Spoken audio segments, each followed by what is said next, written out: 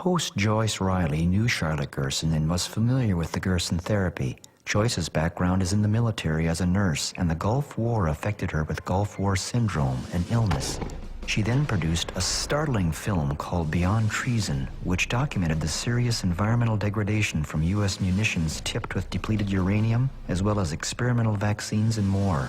The consequences of these activities are horrifying.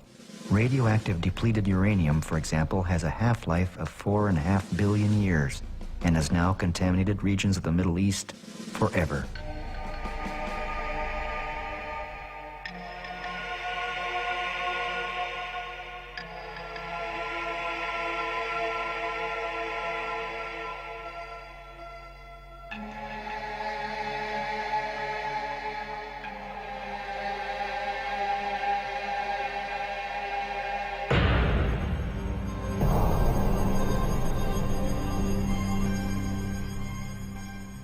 Joyce explained the Gulf War syndrome suffered by military personnel. The Gulf War illness is something that is a combination of a lot of toxins. And I couldn't figure out why I was sick because I only flew from Alaska to Cuba during the time that I was a flight nurse. But I became ill. I did have the vaccines. A lot of the troops did have the oil well fire exposure. They had chemicals, biologicals, vaccines, everything involved. What we do know now is that they were full of toxins.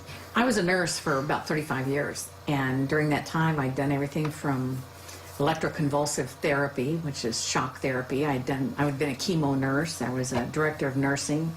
I was a nurse in a heart, lung, liver, kidney transplant unit, and I never appreciated food at all. I never appreciated what it was for. And then I became ill after the Gulf War, and it was amazing to me that nothing in medicine could make me better, nothing. So I had to start looking into alternative and integrative medicine. Gulf War veterans were becoming ill right after the Gulf War. Thousands of them were becoming ill. And we had no place to turn to.